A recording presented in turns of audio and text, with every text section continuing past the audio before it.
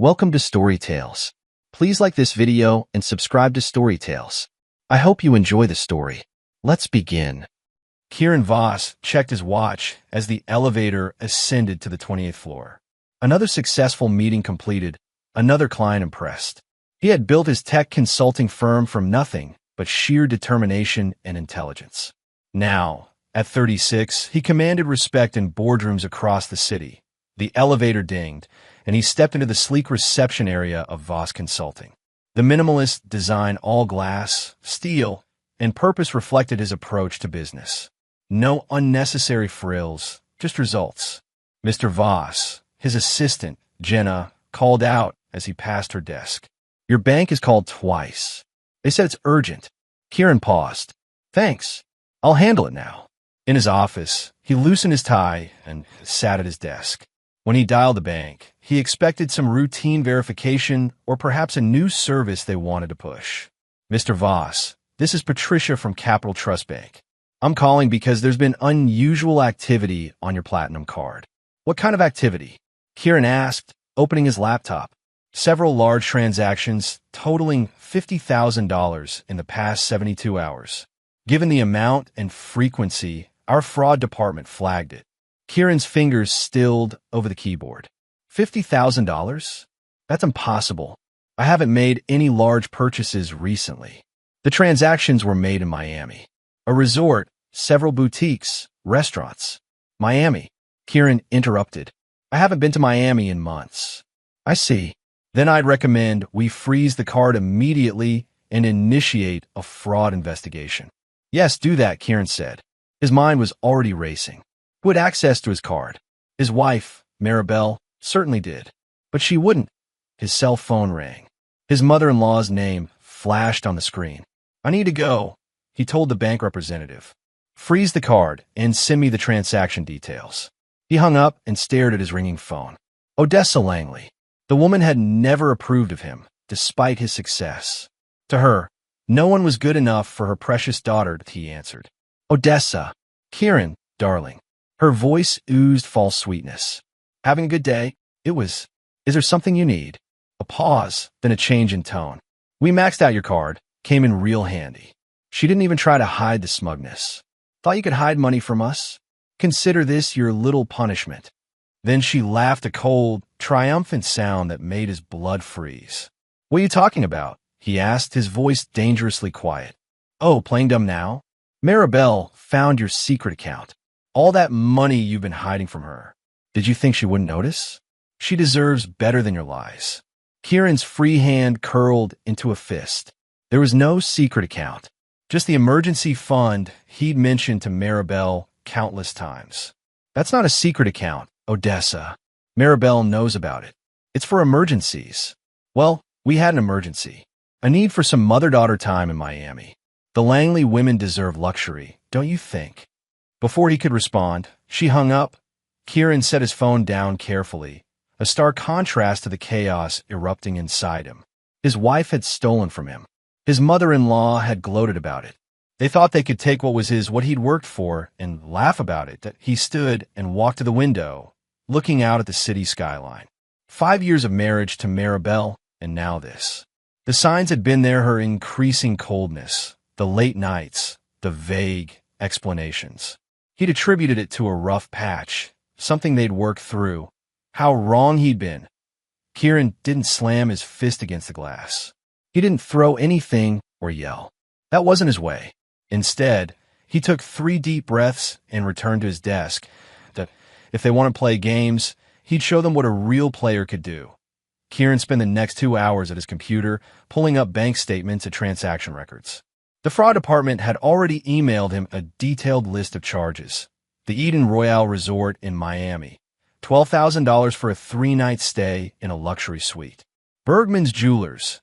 $8,200 for what was listed as a men's timepiece. Coastal Charters. $4,500 for a private yacht rental. Lucille Restaurant. $2,300 for dinner. Aerolux Private Jets. $15,000 for a one-way charter. And several smaller charges at boutiques, spas, and bars, all adding up to nearly $50,000 in 3 days. Kieran pulled up the Eden Royale's website and dialed their number. Eden Royale. How may I direct your call? This is Kieran Voss. My wife stayed there recently, Maribel Langley Voss. I need to confirm a detail for our credit card company. One moment, please. After a brief hold and verification of his identity, the hotel representative returned. Yes, Mr. Voss. Mrs. Langley Voss checked out yesterday morning. Is there a problem with your bill? No. I just needed to confirm who was staying in the room with her. There was a mix-up with our records. A pause. It shows here she was accompanied by her mother and a Mr. Brandon Calloway. Thank you. That's all I needed. Brandon Calloway. The name was vaguely familiar. After a quick search, Kieran found him a 27-year-old personal trainer at Maribel's exclusive gym. His Instagram showed a tanned, muscular man with a practiced smile surrounded by wealthy clients, mostly women. Oh, that's where the men's watch had gone. His wife was buying expensive gifts for her trainer with his money. Kieran heard the front door open and close. Maribel was home. He closed his laptop and waited, listening to her movements through their penthouse apartment. The rustle of shopping bags, the click of her shoes on the marble floor, her humming. She sounded happy. Carefree. She entered his home office with a practiced smile. Hey, you're home early. She leaned in for a kiss, but he turned his face away subtly. How was Miami? He asked, his voice neutral. Her smile faltered for a split second before returning. What do you mean? Your trip with your mother. To Miami. At the Eden Royale. She laughed, the sound brittle. What are you talking about? I've been at the lake house with Lisa all weekend. You know that. That's interesting, Kieran said, because the Eden Royale confirms you checked out yesterday. With your mother and Brandon Calloway. Your trainer, right? That's ridiculous. They must have me confused with someone else. And I suppose someone else charged $50,000 to my credit card too? For the hotel, the yacht, the private jet, the watch. With each item, her face grew paler. The watch was a nice touch. I'm sure Brandon appreciated it. Kieran, I can explain. Save it. He opened his laptop and turned the screen toward her. The bank called about fraud charges. Funny thing is, it wasn't fraud in the traditional sense. It was my wife and her mother stealing from me. Maribel's facade crumbled. It wasn't like that. Mom said you were hiding money from me, that you had a secret account. The emergency fund? That's not secret. I've mentioned it dozens of times. She said you were planning to leave me, that you were stockpiling cash. And you believed her? Without talking to me? So you what? Decided to punish me by spending $50,000 in a weekend with your mother and your lover. He's not my lover. Her voice rose, then fell as Kieran stared at her coldly. It wasn't like that. Mom invited him. She said we deserved a fun weekend. You stole from me, Maribel. You and your mother committed fraud. Tears welled in her eyes, but Kieran saw the calculation behind them. She'd always been able to manipulate him with crying, with promises, with just enough affection to keep him invested. Not anymore. You'll regret this, he told her, his voice like steel. Kieran, please. We can fix this. I'll pay you back. Mom got carried away, and get out of my office. She reached for him, but he stood and stepped back. For a moment, she looked genuinely afraid. Good. I'm sorry, she whispered. Please don't do anything rash. Kieran smiled, a cold expression that didn't reach his eyes. I never do anything rash, Maribel. You know that about me.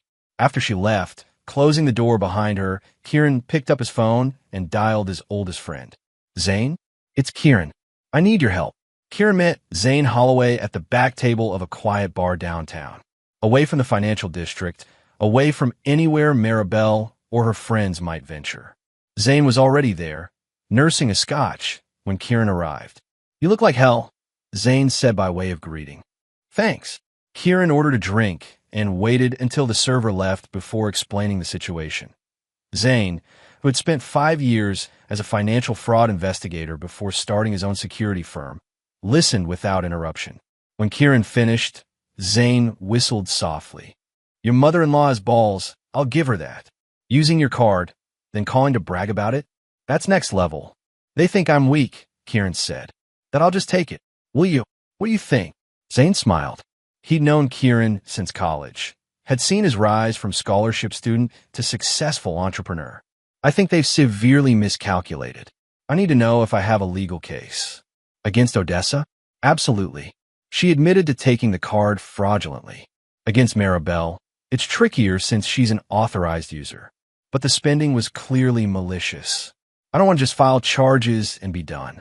I want them to feel what it's like to lose everything. Zane studied his friend's face. This isn't just about the money, is it? Kieran swirled the amber liquid in his glass. Do you know how hard I worked to get where I am? My father walked out when I was 12. My mother worked 3 jobs to keep us afloat. I put myself through college, built my company from scratch. And Maribel and Odessa treat it like it's their personal ATM. What about your marriage? Is it salvageable? This wasn't a momentary lapse. This was calculated. And there's the trainer. You think she's sleeping with him?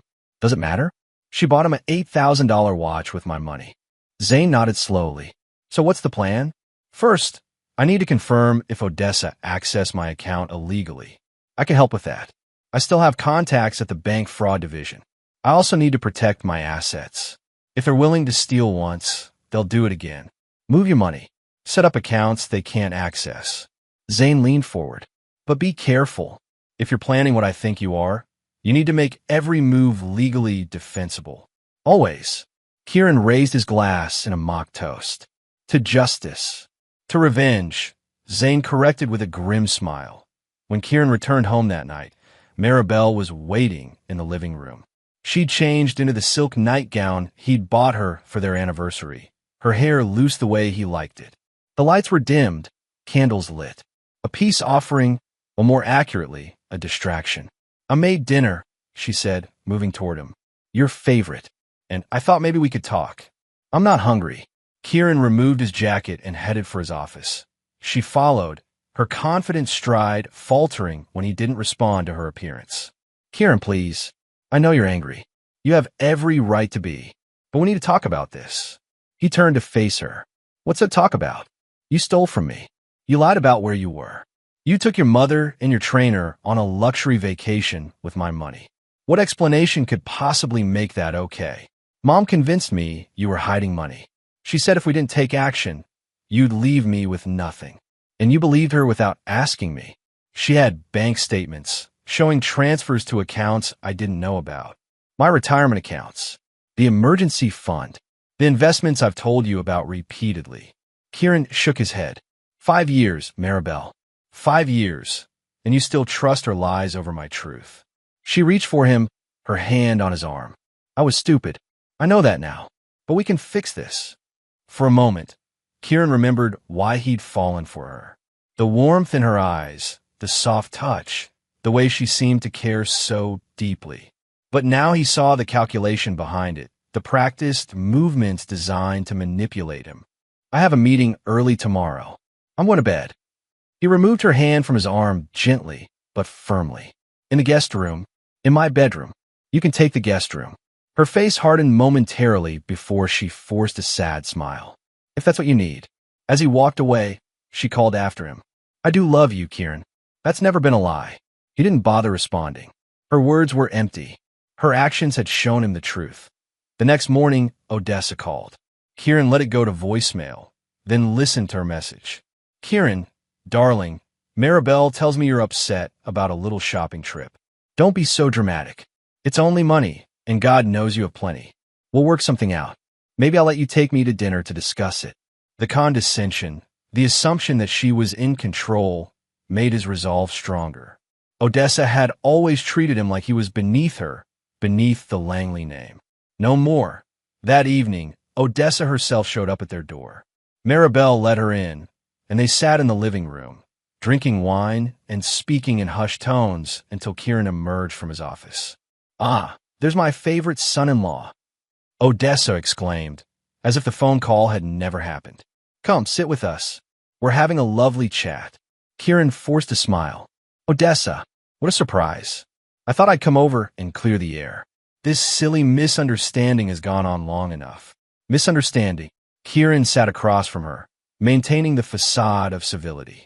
Is that what you call stealing $50,000? Odessa laughed, waving her manicured hand dismissively. Oh, don't be so dramatic. It was a loan, that's all. We'll pay you back. A loan requires asking permission. We're family. What's yours is Maribel's, and what's Maribel's is mine. That's how it works. She took a sip of wine. Besides, you should be grateful. Grateful? Kieran kept his voice even. That wouldn't make a bigger fuss about your secret accounts.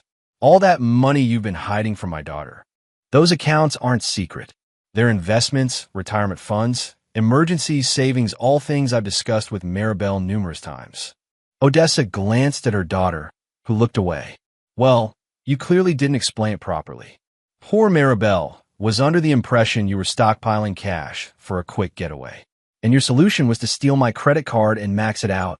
We taught you a lesson, that's all. Odessa's smile turned sharp. Don't cross the Langleys, Kieran. It never ends well for the other party. The threat was thinly veiled, but Kieran merely smiled. I'll keep that in mind. Later, after Odessa left, Maribel approached him cautiously. Mom can be difficult, but she means well. Does she? Kieran didn't look up from his laptop. She admitted to stealing from me, then threatened me in my own home. She didn't mean it like that. It's just her way. Her way is criminal. Maribel sighed. What do you want me to say, Kieran? I've apologized. We'll pay you back. With what money? Your shopping habit exceeds your trust fund allowance every month. And Odessa hasn't worked a day in her life. We'll figure it out. She perched on the edge of his desk. I know you're angry, but don't do something you'll regret.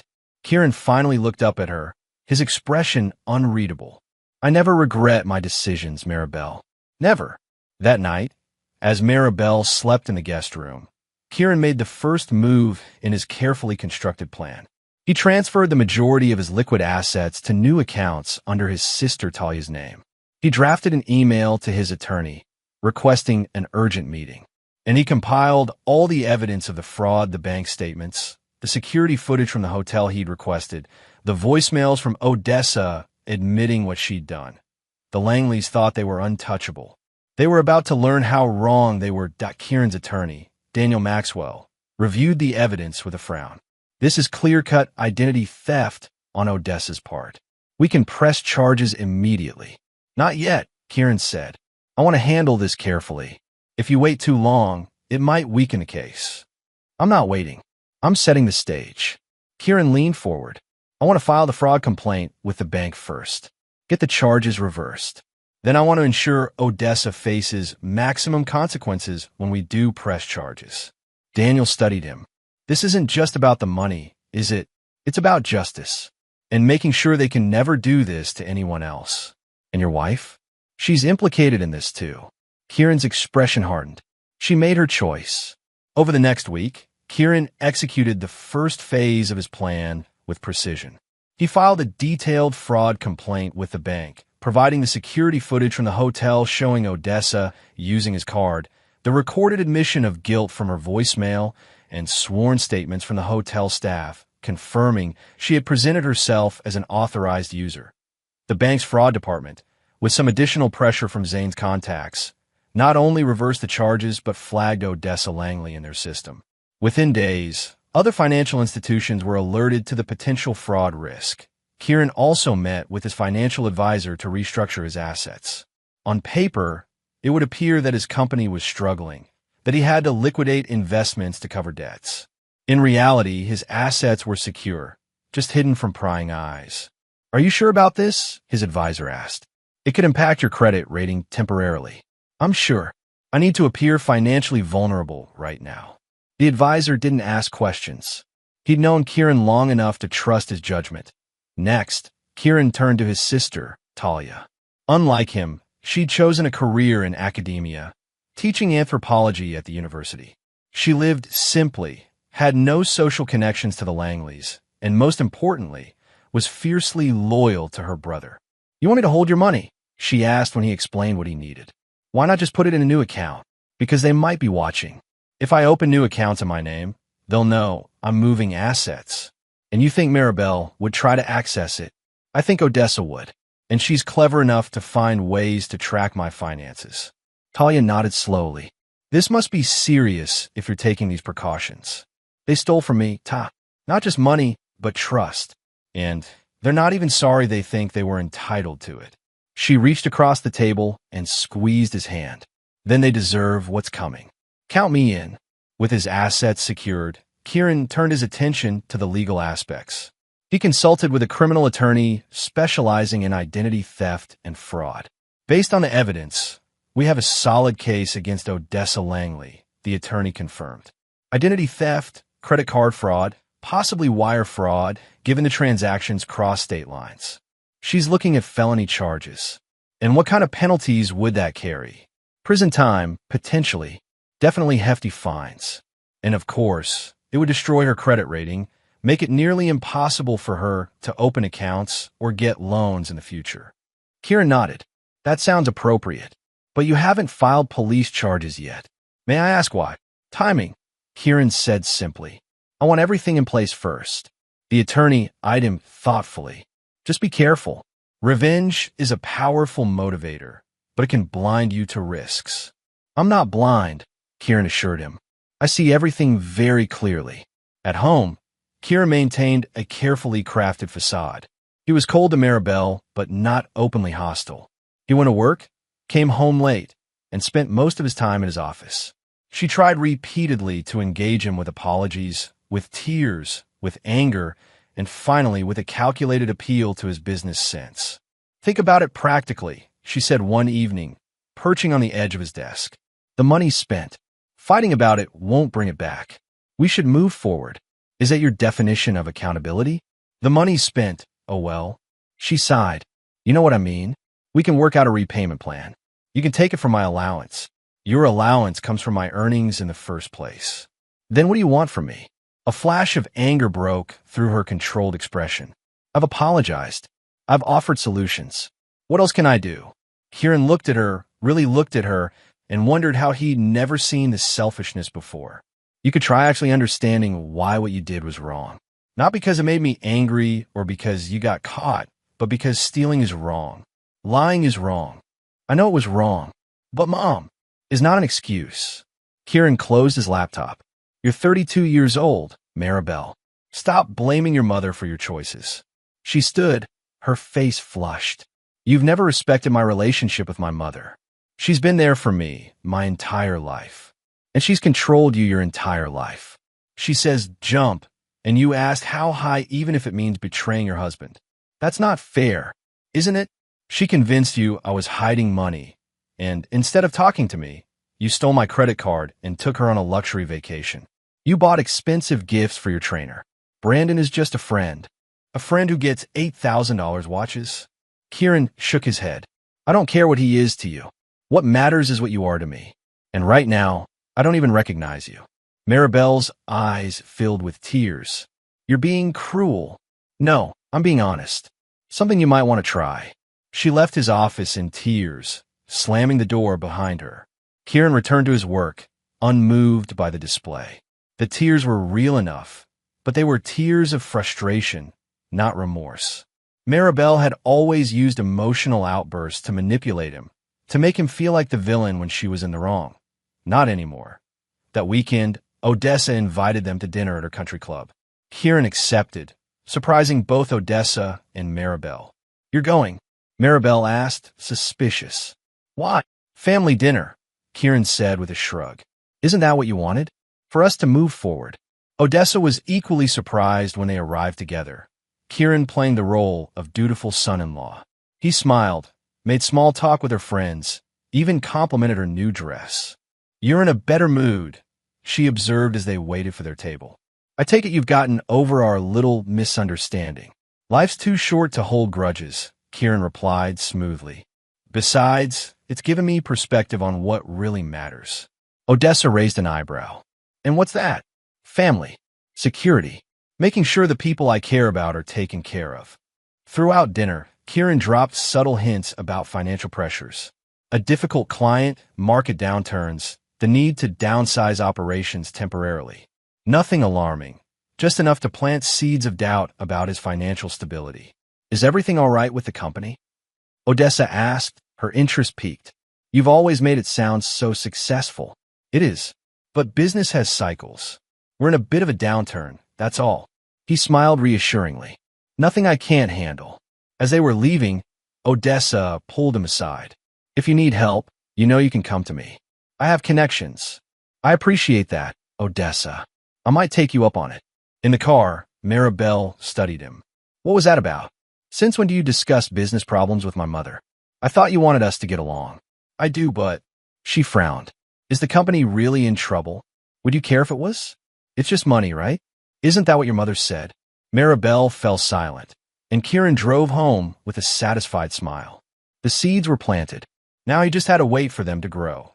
Maribel Langley Voss had built her identity around 3 pillars: her social status, her beauty, and her husband's success. Kieran's plan targeted all 3. The first blow came from the charity board she prized so highly. As the youngest member of the prestigious Children's Hospital Foundation Board, Maribel had reveled in the social cachet it provided. What she didn't know was that Kieran had been a major anonymous donor to the foundation for years, and that the board president owed him several favors.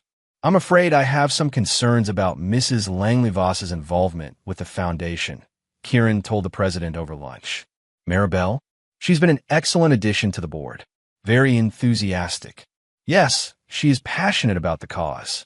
However, there have been some financial irregularities I feel obligated to mention. The president frowned. What kind of irregularities?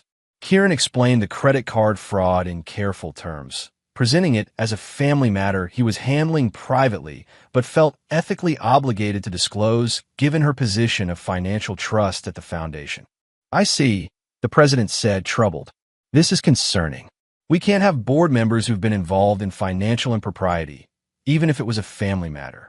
I understand, and I want to assure you that my support for the foundation won't change, regardless of Maribel's status.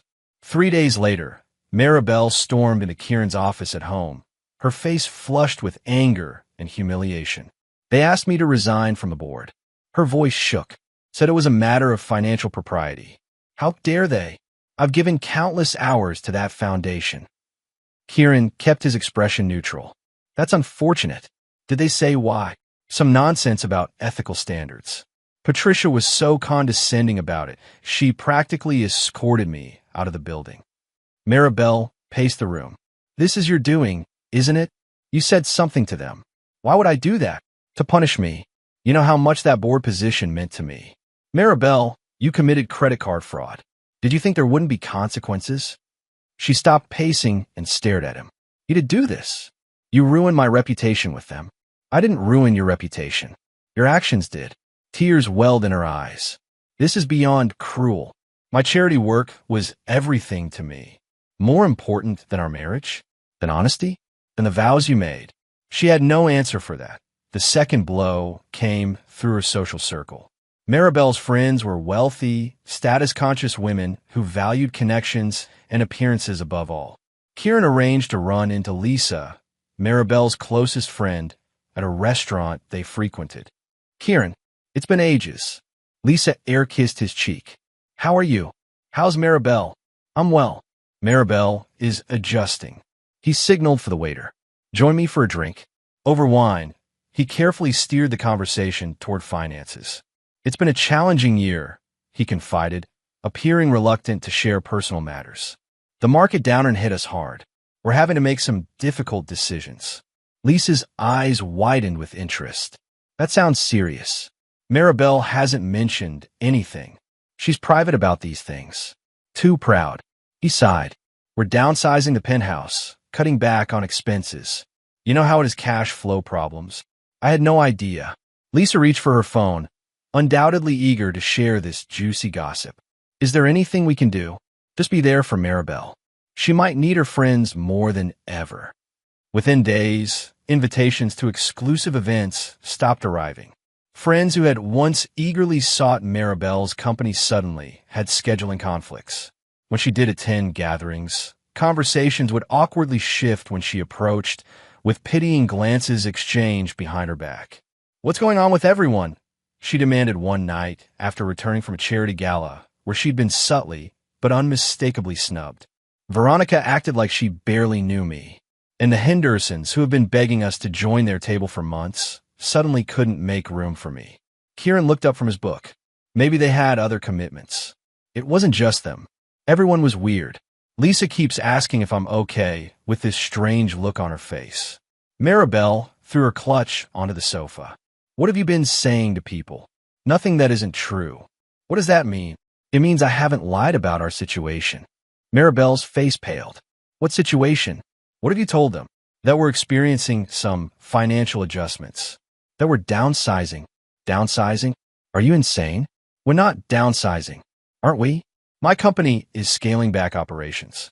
Assets are being liquidated to cover unexpected expenses. He gave her a meaningful look. $50,000 of unexpected expenses, to be precise. You're deliberately ruining our social standing to punish me. No, I'm being honest about the consequences of your actions. The third and perhaps most devastating blow came when Brandon, her trainer and apparent confidant, began distancing himself. After hearing rumors about the Voss's financial troubles, he suddenly had no openings in his schedule for Maribel sessions.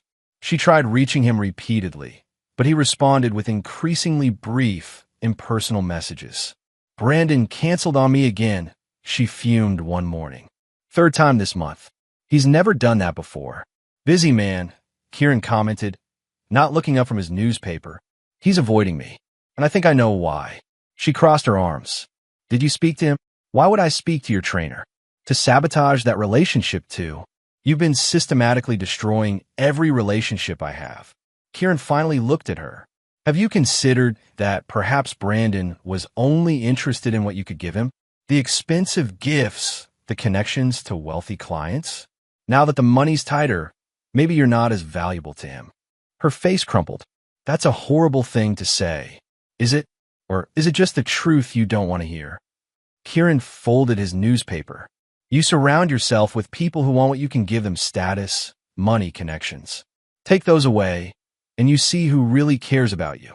Maribel slapped him, the sound sharp in the quiet room. Kieran didn't flinch, didn't react. Feel better? He asked calmly. She stepped back, shocked by her own action. I'm sorry. I shouldn't have. No, you shouldn't have. Add it to the list. He left her standing there, her carefully constructed world crumbling around her. The board position, the social circle, the trainer, all the external validations she'd relied on were slipping away, leaving her with nothing but the consequences of her choices. And Kieran was just getting started. Odessa Langley had always considered herself a shrewd businesswoman, despite never having run a business. She claimed financial acumen based solely on her late husband's success and her ability to maintain a lavish lifestyle on his inheritance. In reality, she was burning through that inheritance at an alarming rate, supplementing it with loans from wealthy friends and, more recently, theft from her son-in-law. What she did have, however, was greed and insatiable desire for more. More money, more luxury, more status. It was this greed that Kieran intended to use against her. The opportunity presented itself at a dinner party hosted by mutual acquaintances. Kieran arranged for Zane to attend as well, introducing him with a slightly altered background. Zane Holloway, Kieran said as they joined Odessa at the bar. My oldest friend and one of the sharpest investment minds I know. Odessa's eyes lit up with interest. Investment? What firm are you with? I run a private equity group, Zane replied smoothly. We manage investments for a select clientele. How select? Odessa's voice dripped with affected casualness. Very. We typically require a minimum buy-in of $5 million. Zane sipped his drink, though occasionally we make exceptions for friends of existing clients. The hook was set. Throughout dinner, Odessa kept steering the conversation back to investments, to returns, to opportunities. After the meal, she cornered Zane. Kieran tells me you've been quite successful with some recent ventures. Zane nodded modestly. We've had a good run. Our latest fund returned 20% last quarter alone. 20%? That's impressive. We have access to opportunities most don't. Pre-IPO investments, private placements. Zane lowered his voice. The kind of deals that make real money. Odessa leaned closer. And are you accepting new clients? Selectively. As I mentioned, our minimum is typically $5 million, but... He glanced at Kieran. For friends, we might be flexible. I'd be very interested in learning more. I'll have my associate contact you. Devin Kane handles our client acquisitions. 2 days later, Devin Kane reached out to Odessa. In reality, Devin was one of Zane's employees, carefully briefed on the role he was to play.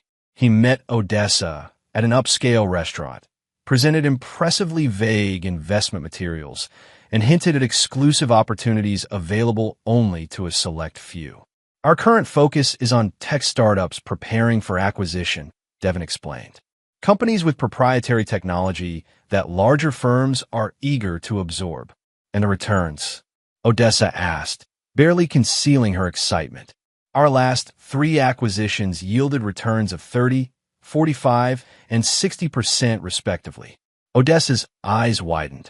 Those numbers are extraordinary. That's why we're selective about our investors. Too many participants dilute the returns. Over the next 2 weeks, Devin cultivated Odessa's interest, always emphasizing the exclusivity, the limited window of opportunity, the potential returns. He mentioned other wealthy investors' names she recognized who were already involved. He created a sense of urgency without pushing too hard. We're closing this round of funding next week, he told her during their 3rd meeting. There's still room for 1 or 2 more participants, but I can't hold a spot indefinitely. I'm very interested, Odessa assured him. But your minimum is quite high. What did you have in mind? I could commit $2 million immediately, perhaps more later, depending on performance. Devin appeared to consider this. Let me speak with the partners. Given your connection to Kieran, who's been with us from the beginning, they might be willing to make an exception. The next day, he called with good news. The partners had agreed to accept a reduced investment, but only if she committed immediately. Odessa didn't hesitate. She transferred $2 million, nearly everything she had left from her husband's inheritance, to the account Devin provided.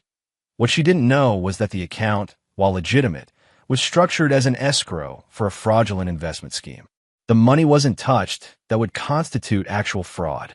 Instead, it sat there, inaccessible to her, but not being used, while Devin sent her regular updates on her investment's performance. Meanwhile, Kieran and Zane gathered evidence that would later prove Odessa had willingly invested in what any reasonable person would recognize as a suspicious scheme.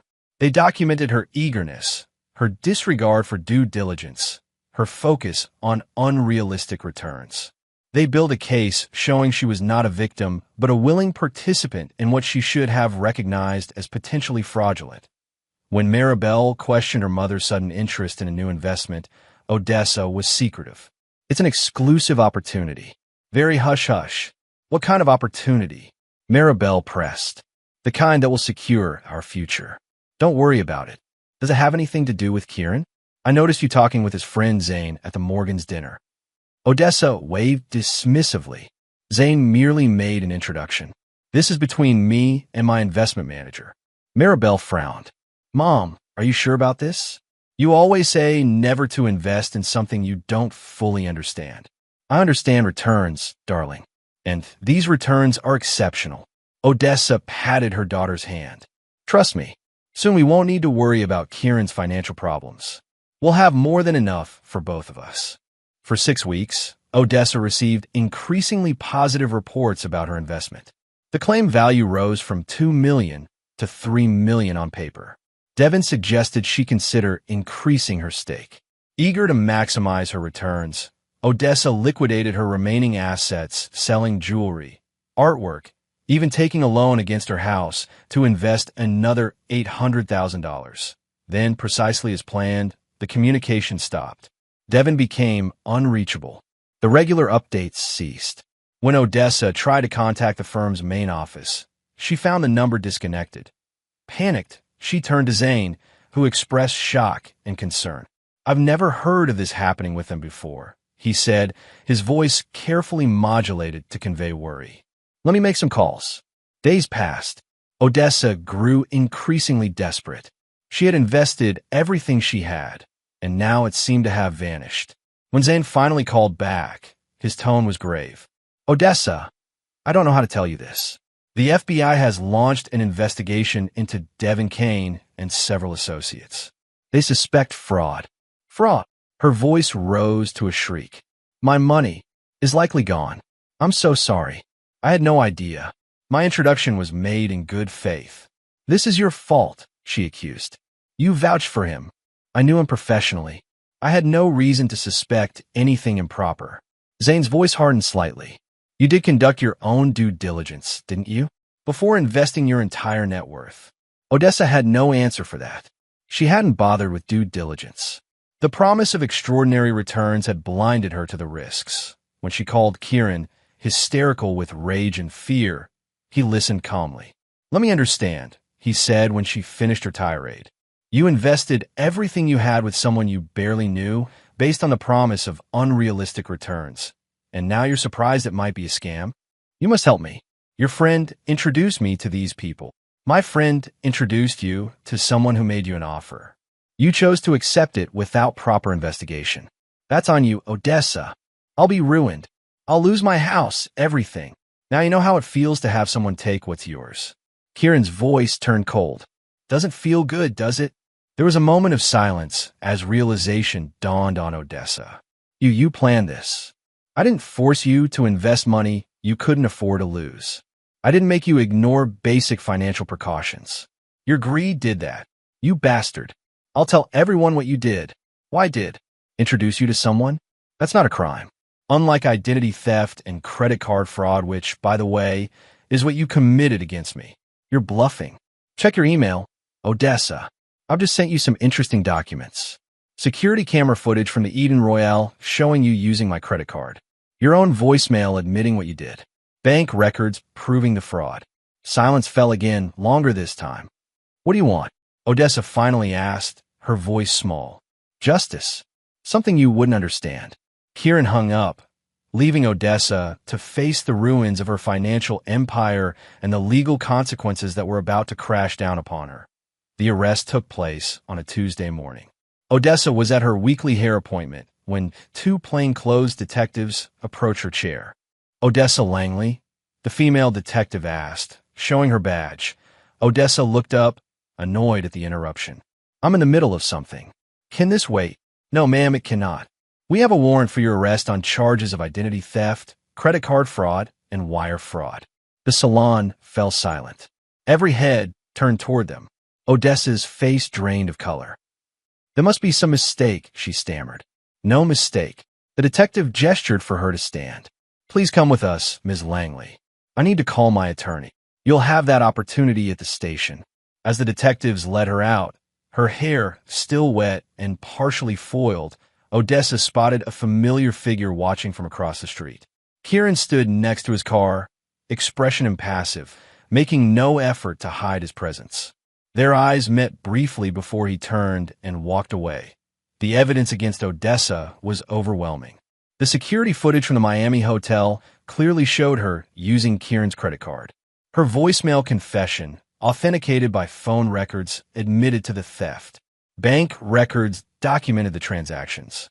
And most damning of all, multiple witnesses from the hotel staff confirmed that she had explicitly identified herself as authorized to use Kieran's card, a clear case of identity theft.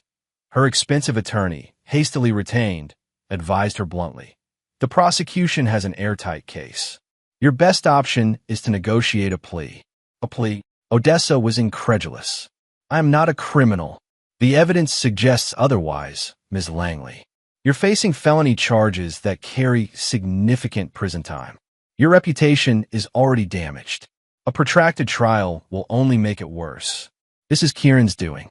He set me up. Mr. Voss provided evidence of crimes you committed. That's not a setup, that's a victim seeking justice. Maribel rushed to her mother's side, posting bail and bringing fresh clothes to replace the salon cape Odessa had been wearing when arrested. You have to help me, Odessa demanded as they left the courthouse. Talk to Kieran. Make him drop the charges. I've tried, Mom. He won't budge. Try harder. Remind him what this will do to your marriage. Maribel's laugh was bitter. Our marriage? It's barely hanging by a thread, and you're partly to blame for that. Me? I've only ever tried to protect you. By stealing from my husband? By dragging me into your schemes? By poisoning my marriage with your constant interference. Odessa stared at her daughter, unaccustomed to such defiance. You sound like him now. He's turned you against me. No, Mom. Your actions did that.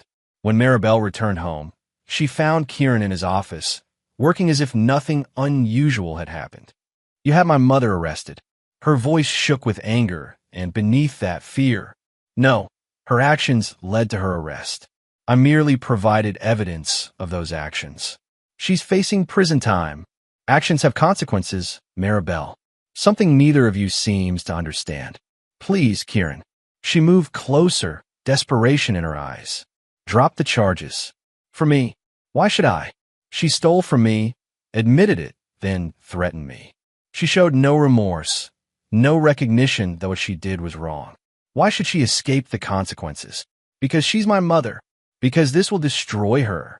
Perhaps she should have considered that before committing felony fraud." Kieran's voice remained calm, matter of fact. "The law exists for a reason.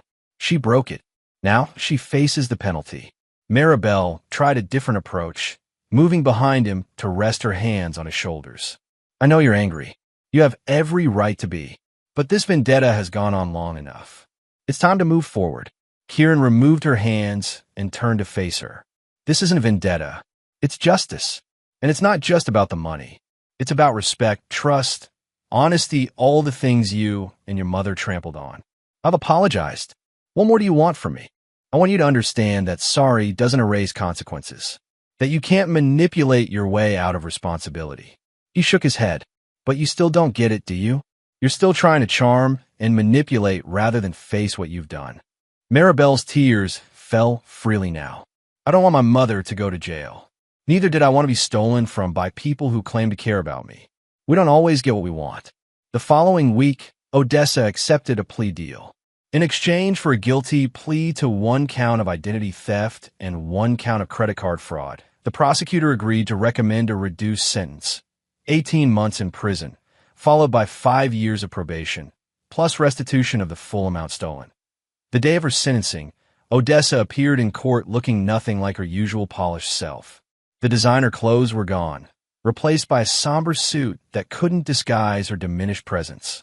As the judge delivered the sentence, accepting the prosecutor's recommendation, she seemed to physically shrink. "Mom," Maribel called out as officers led Odessa away. "I'll visit every week. I'll take care of everything until you're out." Odessa turned, her face contorted with rage and fear. "Don't let him win. Don't let him take everything from us." The doors closed behind her, cutting off her final desperate words. Outside the courthouse, reporters clustered, eager for comments. Kieran had prepared a brief statement, knowing the case would attract attention given Odessa's social standing. "Today, justice was served," he told the press calmly. "Identity theft and fraud are serious crimes with real victims. I hope Mrs. Langley's sentence sends a message that no one is above the law, regardless of social or financial status." A reporter called out, "Mr. Voss, how does it feel to send your mother-in-law to prison?" Kieran met the reporter's gaze steadily. "This isn't about feelings. It's about accountability. Mrs. Langley made choices, and now she faces the consequences of those choices. That's how our justice system works." Another shouted, "What about your marriage? How has this affected your relationship with your wife?" No comment on personal matters. "Thank you." As he walked away, Maribel caught up to him, her face flushed with anger. "How could you?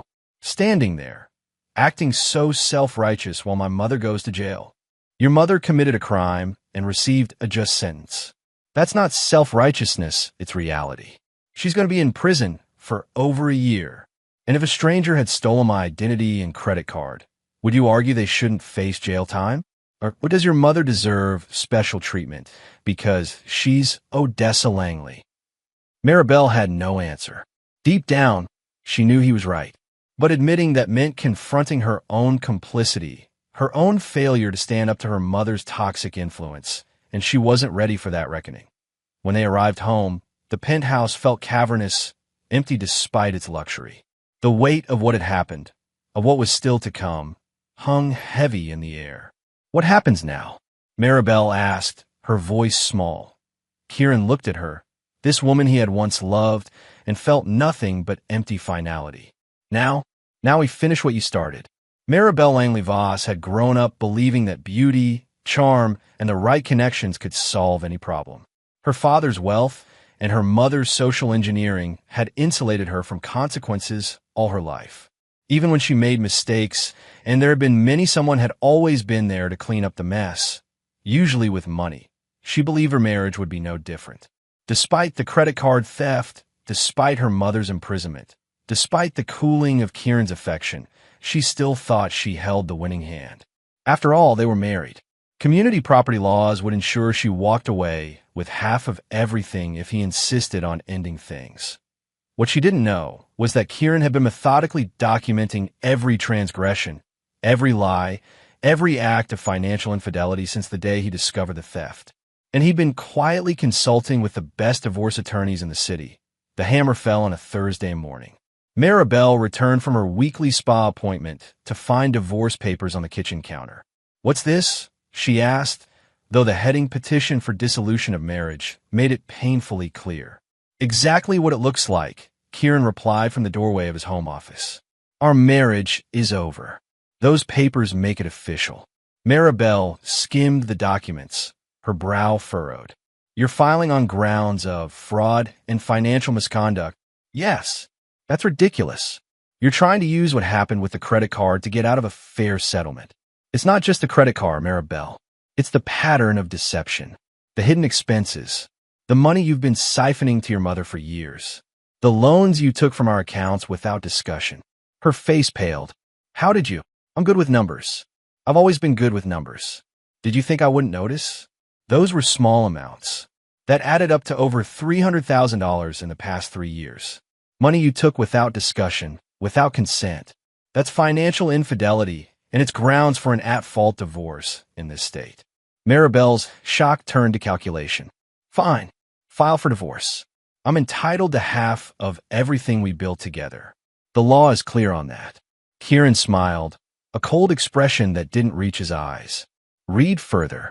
Page 7, specifically." She flipped through the papers, scanning until she found what he referenced. As she read, her face drained of color. This can't be legal. The prenuptial agreement you signed specifically states that in case of financial misconduct or criminal activity by either party, the division of assets is forfeit. The innocent party retains all assets brought into and acquired during the marriage. But I didn't commit any crimes. That was my mother. You were complicit. You knew about the credit card. You benefited from the fraud. You lied about your whereabouts. The evidence is all there, including your own text messages coordinating with your mother."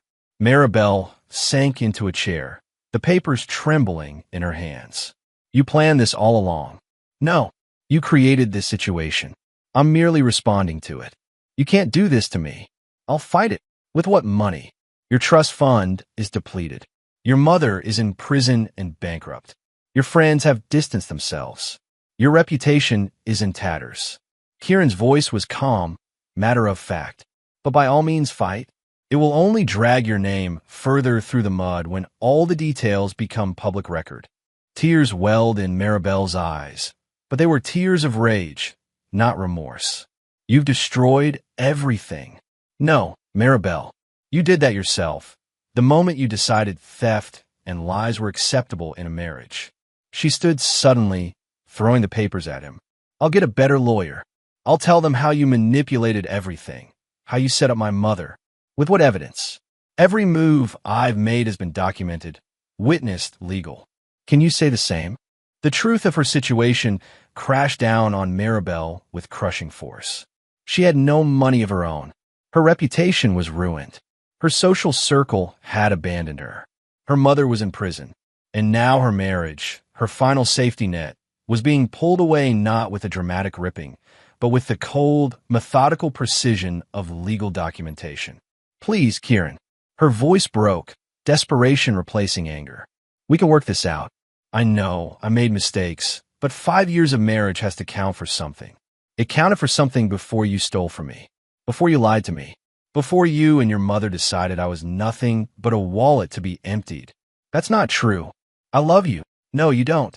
You love what I provide, the status, the security, the lifestyle. But you never loved me, Maribel.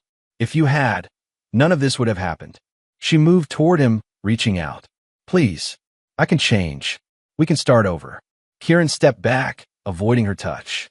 There is no starting over. There's only ending properly what should never have continued this long. What am I supposed to do? Where will I go? That's not my concern anymore. You have 2 weeks to vacate the apartment.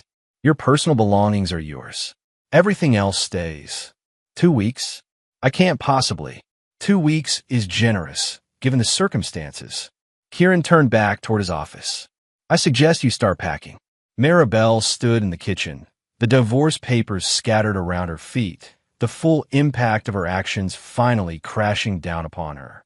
She had gambled everything on her ability to manipulate Kieran, to bend him to her will as she had so many men before him. And she had lost spectacularly. No, she whispered, following him. I won't accept this. Kieran turned, his patience visibly thinning. You don't have a choice. I'll tell everyone what you did, how you set up my mother, how you planned this whole revenge scheme. Go ahead. Tell them I provided evidence of actual crimes your mother committed. Tell them I divorced my wife because she participated in defrauding me. Tell them I enforced a prenuptial agreement that you willingly signed. He shook his head. Those aren't the devastating revelations you think they are, Maribel. They're the actions of a man who refuses to be taken advantage of. You never loved me, she accused, tears streaming down her face. If you had, you wouldn't do this. I did love you. That's what makes your betrayal so much worse. For the first time, a hint of emotion cracked through Kieran's composed exterior. I would have given you anything you asked for, but you chose to take instead. Maribel sobbed, a sound of genuine anguish rather than calculated manipulation. Please, Kieran, I'll do anything. I have nowhere to go. You should have thought of that before you stole from me. His voice hardened again. Now, if you'll excuse me, I have work to do. He closed his office door, leaving her alone with the consequences of her choices. Over the next 2 weeks, Maribel cycled through every emotion: rage, denial, bargaining, depression. She called friends, seeking a place to stay, only to discover how thoroughly Kieran had isolated her socially. She approached attorneys, hoping to fight the divorce terms, only to be told the prenup was ironclad and her participation in the fraud made her position untenable. She even tried to access emergency funds, only to find her credit ruined, her accounts frozen, her assets non-existent. The day before she was required to leave, she made one final, desperate appeal. Kieran, she said, her voice hoarse from crying, I know you hate me now. I know I've done unforgivable things. But please, don't leave me with nothing. Just enough to start over somewhere. I'll never bother you again. He studied her, this woman who had once been the center of his world. No, Maribel, you lost the right to beg the moment you stole from me. The next day, she left with 3 suitcases containing her clothing and personal items. No financial support, no property, no dignity, just the crushing weight of consequences she had never before had to bear. As her taxi pulled away from the building they had once shared, Kieran watched from the window, feeling not triumph, but a cold, empty finality. It was over. Justice had been served. The debt had been paid. 6 months later, Kieran stood on the balcony of his penthouse, nursing a glass of 18-year-old Macallan. The city lights spread before him, a carpet of possibilities stretching to the horizon. His company had rebounded spectacularly once he dropped the pretense of financial trouble. His assets, carefully protected during the divorce, had been reinvested and were yielding impressive returns. On paper, he was more successful than ever. The doorbell rang. Zane had arrived for their monthly catch-up, a tradition that had sustained them through college, early career struggles, and now, the aftermath of Kieran's calculated revenge. Still brooding on your throne? Zane asked, joining him on the balcony with his own glass of scotch. Contemplating, not brooding. Same thing with you. Zane leaned against the railing. I saw Maribel yesterday. Kieran's expression didn't change. Where? Downtown Bistro. She's working as a hostess now. Looks different. Thinner. Harder. Is that supposed to make me feel something? Just an observation. Zane studied his friend's profile. Heard anything from Odessa? Her lawyer contacted mine last month. She wanted to negotiate a reduction in restitution payments since her financial situation has changed. I declined. Of course you did. Zane took a sip of his drink. They really did a number on you, didn't they? To inspire this level of thoroughness. They betrayed me. They stole from me. They thought I was weak. Kieran turned to face his friend. They were wrong. They stood in silence for a while. The city noised a distant murmur below them. Was it worth it?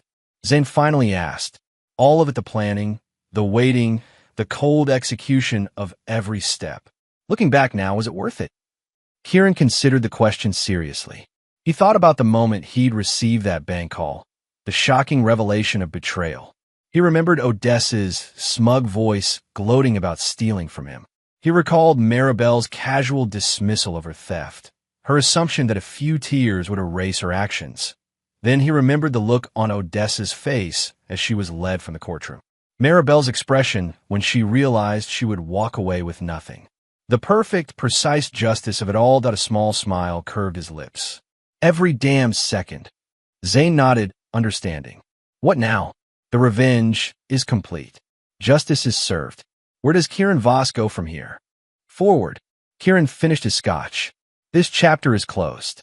Time to write a new one. Alone. For now. He shrugged. I'm in no rush to replace one mistake with another. Later that night, after Zane had left, Kieran sat at his desk, reviewing contracts for a new business acquisition. His phone pinged with a notification and news alert about Odessa Langley being denied early release from prison. The article mentioned her fall from social prominence and financial ruin following fraud conviction. He closed the alert without emotion. Her story was no longer part of his. Another notification appeared in email from Maribel. The subject line read simply, I understand now. Kieran hesitated, then opened it. I won't ask for forgiveness, she had written. I don't deserve it, and you wouldn't give it. But I want you to know that I understand now what I did. The trust one broke. The respect I never showed you. You were right to end things the way you did. It was the only language I would have understood. I'm learning to stand on my own now, to build a life without shortcuts, without using others. It's harder than I ever imagined, but it's real in a way my old life never was. I don't expect a response. I just wanted you to know. Kieran read it twice, searching for manipulation, for an angle. Finding none, he closed the email without replying. Perhaps she had learned. Perhaps not. Either way, it was no longer his concern. He returned to his contracts, to his life, to the future he was building on the solid foundation of a lesson taught and a debt repaid. The Langleys had taken what wasn't theirs. He had taken back everything and more. The debt they owed had been paid in full.